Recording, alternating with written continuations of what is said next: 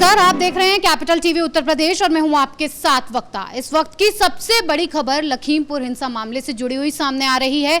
आशीष मिश्रा की गिरफ्तारी तो हो चुकी थी, लेकिन अब उन्हें 14 दिन की न्यायिक हिरासत में भेज दिया गया है। तो इसी मामले पर विपक्ष लगातार हमलावर है, कई तरह के कारनामे करने में लगा हुआ है और चुनाव का माहौल है तो उस पर भी जाहिर सी बात है कि राजनीति होना संभव है। इसी पर बातचीत के लिए हमारे साथ मौजूद हैं युधिष्ठिर, उनसे लेते हैं पूरी जानकारी। युधिष्ठिर, प्रियंका गांधी आज पीएम मोदी के गढ़ में पहुंची हैं बनारस। आखिर वो क्या करने की मंशा रखना चाहती हैं? ये चुनावी माहौल बनाने की कोई एक कवायद जारी है या उनकी कोई और मंशा है? देखिए, कांग्रेस पार्टी एकदम कह सकते हैं कि पूरे इतिहास के सबसे बुरे दौर से गुजर रही है। इन्हें कुछ दिख नहीं रहा है, करे तो करे क्या। अभी जितने भी कांग्रेसी नेता हैं, प्रियंका गांधी एंड कंपनी जितने भी हैं, ये रात में पहुंचे थे कहाँ, हट पकड़े हुए कि हम तो लखीमपुर खीरी जाएंगे, हम जो परिवार, जो किसान के परिवार जो पीड़ित हैं उनसे मुलाकात करेंगे। लेकिन अब क्या कर रहे हैं, 2-3 दिन पर पता लगता है ये सीधे रैली कर रहे हैं बनारस में। जो खुद कह रहे थे कि हमें पीड़ितों की आवाज़ उठानी है, हम आवाज़ बनकर बैठे रहेंगे, हम जाएंगे नहीं जब तक गिरफ्तारी। अब आशीष मिश्रा की गिरफ्तारी हो गई है, ठीक है, और योगी सरकार ने ये बता दिया है, विपक्षियों के मुंह पर कड़ा तमाचा जड़ दिया है कि हमारी सरकार में कोई भी दोषी न्याय होकर रहेगा। अब ये पहुंची हैं। अब इन्होंने क्या कहा वहाँ जाकर के बनारस में, पहले तो ये सबसे पहले काशी विश्वनाथ जी के मंदिर में दर्शन करने पहुंची। जैसे गिरगिट होता है ना, रंग बदलता हुआ, तो मज़ार में गए तो उधर अलग बदल दिया रंग, तो ऐसे ही इन्होंने गिरजा घर में गए तो अलग बदल दिया मंदिर में। तो इनके थोड़े नाटक हैं, वो तो सब जानते हैं, सियासी नाटक क्या है वो देश समझता है। लेकिन अब वहाँ पहुँची हैं तो इन्होंने एक बड़ा बयान दिया है। बयान ये दिया है लखीमपुर खीरी मामले पर कि जो पीड़ित परिवार हैं, पैसों से न्याय नहीं मिलेगा। मतलब जो पैसा धनराशि दी गई है योगी सरकार की ओर से, वो कह रही है कि उससे न्याय नहीं मिलेगा। अब सोचिए, यही लोग जो मेढक की तरह टर्टर करके बाहर निकले आए थे लखीमपुर केस पर और ये कह रहे थे कि तगड़ा मुआवजा दिया जाए। किसान, ये राहुल गांधी ने कहा, ये प्रियंका गांधी ने कहा। अब अगर उनको 50-50 लाख अगर उनको सहायता राशि दी गई है तो इनके पेट में दर्द हो रहा है कि आखिर ऐसा क्यों कर दिया। तो इनका ये समझ में किसी को नहीं आता है ये चाहते क्या है। इनको हर चीज में राजनीति घुसेड़नी है, हर चीज में राजनीति करनी है। इन्हें कोई संवेदनशीलता नहीं इनके अंदर। अगर नहीं होती तो ये लखीमपुर केस को छोड़ करके ये बनारस में जो है, ये जो बड़ा मजमा जवाने में रैली करने पहुंची, ये नहीं करती। नाम क्या रखा है, किसान न्याय रैली। लेकिन सच्चाई ये कि कांग्रेस के राज में किसानों की कैसी दशा थी ये सब जानते हैं। इन्होंने किस तरह से तुष्टीकरण का खेल रचा ये सब जानते हैं। लेकिन देश प्रियंका गांधी को जानता है, देश राहुल गांधी की नीयत को जानता है और देश कांग्रेस पार्टी की जो मानसिकता है उसको अच्छे से जानता है। भले ही प्रियंका गांधी आज ये दिखाने की कोशिश कर रही हों कि हम किसान न्याय रैली के माध्यम से दिखाना चाहते हैं कि हम किसानों के साथ हैं, और जो योगी सरकार, जो मोदी सरकार है, जो किसानों पर अत्याचार कर रही है, जो ये जिद पर अड़ी हुई है कि वो कानून वापस नहीं लेगी, हम इसके खिलाफ आवाज़ उठाते रहेंगे। अब यहाँ एक छोटा सा मैं एक वाकया बताता हूँ। जो ये प्रियंका गांधी हैं, अभी हाथरस कांड हुआ था कुछ समय पहले, तो वहाँ ये पहुँची थी, संवेदनशीलता दिखाने के गले मिली पीड़ित परिवार से और दिखाने की कोशिश की कि हम बहुत बड़े संवेदना वाले व्यक्ति हैं और हमारी पार्टी बहुत संवेदनाओं को सबसे आगे रखती है। लेकिन जिस दिन ये हाथरस कांड हुआ उससे अगले दिन क्या हुआ, वहीं पर बलरामपुर में एक मतलब विशेष समुदाय के लोगों ने जो है, उनके 4-5 युवकों ने एक युवती का रेप कर दिया, दलित युवती का, और फिर उसका गला काट के तालाब में फेंक दिया था। वहां कोई नहीं पहुंचा इनमें से, एक भी इन्होंने किसी ने बयान भी दिया, कोई नहीं। तो ये क्या करते हैं, ये सेलेक्टिव लोग हैं। गिद्ध गैंग रहा या फिर ये कांग्रेस पार्टी जैसी तमाम विपक्षी पार्टियां रही, ये सेलेक्टिव हैं। इनका एक सिलेक्शन होता है, उसके आधार पर बोलना है इन्हें। अगर व्यक्ति विशेष के साथ कुछ होता है तो वहाँ ये तुरंत बिलों से निकल कर सामने आ जाएंगे और अपनी तमाम तरीके की दलीलें और बयान, ये सब बयानबाजी करें। लेकिन बलरामपुर में जब ये हाथरस कांड हुआ था उसी दौरान हुआ था, कोई नहीं पहुंचा था, एक ने भी संवेदना व्यक्त नहीं की। तो इससे जाहिर है कि ये बरसाती मेढक हैं, ये केजरीवाल की तरह गिरगिट की तरह रंग बदलने वाले गिरगिट हैं। तो देश समझ चुका है, प्रियंका गांधी चाहें जाकर के लखीमपुर खीरी मामले पर कितनी भी संवेदना व्यक्त कर दें, लेकिन देश को पता है कि ये संवेदनाएं सिर्फ सियासी संवेदना है। ये 4 दिन बाद देखना, अभी देखो इन्होंने रोड शो और ये सब रैलियां शुरू कर दी हैं। अब सब भूल गए ये मामला, इनको पता नहीं है। अब क्या करेंगे, योगी सरकार को इस मामले पर घेरेंगे। लेकिन योगी ने भी पहले ही जवाब दे दिया है कि हमने आशीष मिश्रा को गिरफ्तार करके, वो आरोपी था तो आरोपी है, उसको सलाखों के पीछे पहुंचा दिया है। बहुत बहुत धन्यवाद युधिष्ठिर।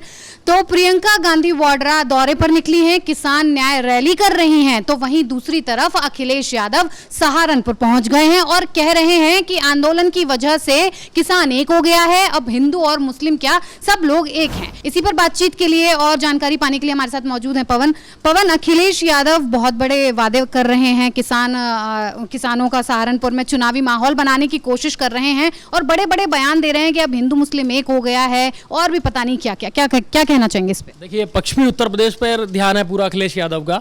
2012 के जब चुनाव हुए थे तो अखिलेश यादव प्रदेश अध्यक्ष हुआ करते थे उस टाइम पे, और अखिलेश यादव को ही आगे करके मुलायम सिंह ने चुनाव लड़ा था। तो पश्चिमी यूपी पे उन्होंने बहुत दम लगाया था, बहुत अच्छी खासी सफलता पश्चिमी उत्तर प्रदेश से उनको मिली थी।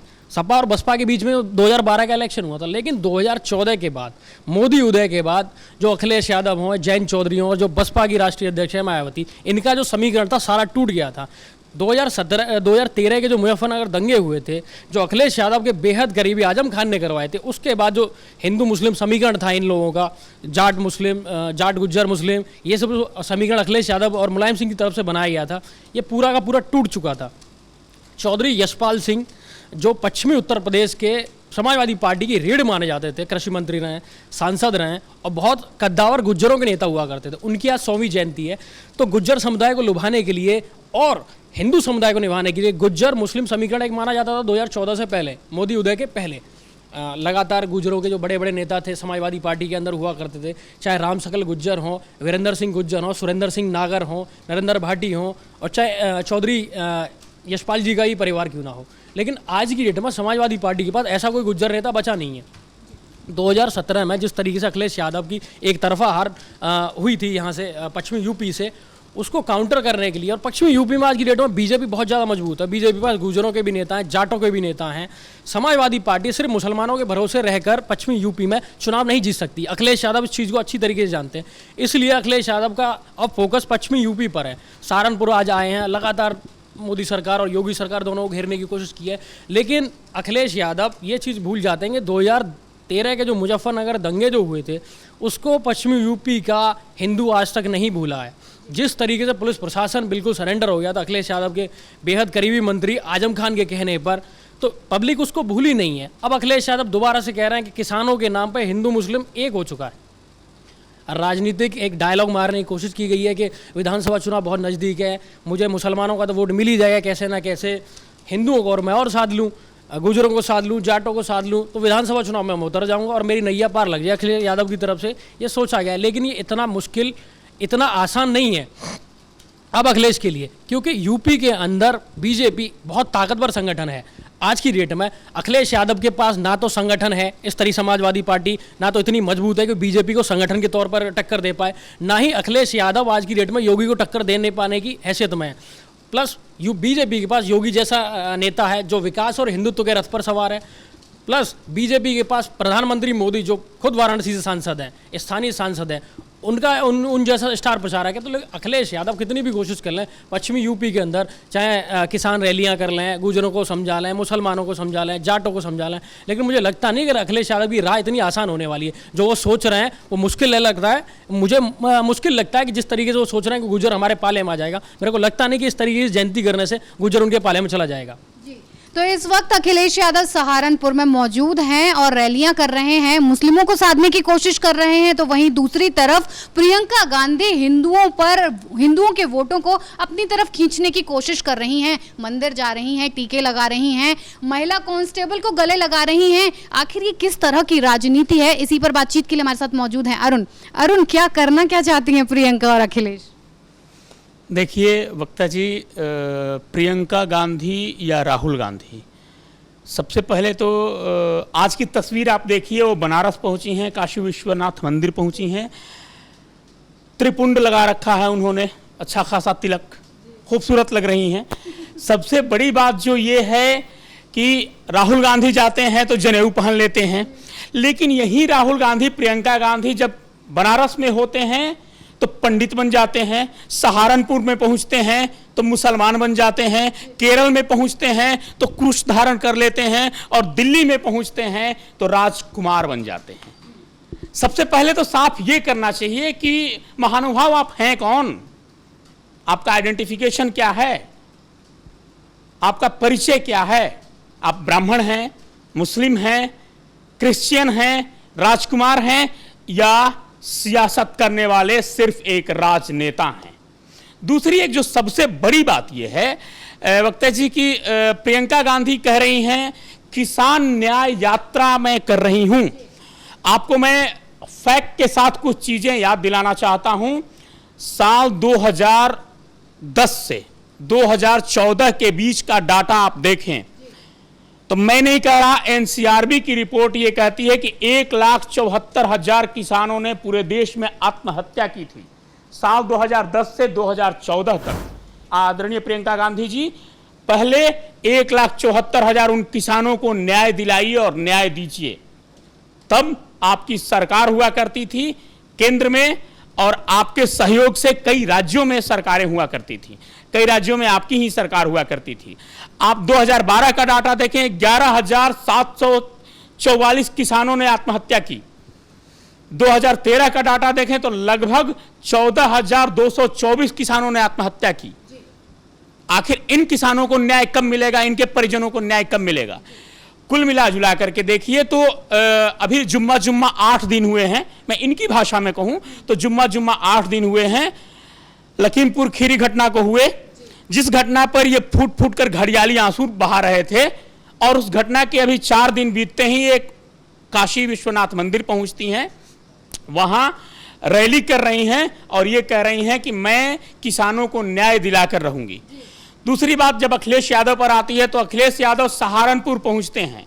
क्या आपको नहीं लगता है कि एक बैलेंस, ये एक सोची समझी राजनीति है कि मैडम आप बनारस पहुंचिए और मैं सहारनपुर पहुंचता हूं, आप वहां हिंदू बन जाइए, हम यहां मुसलमानों को साधते हैं।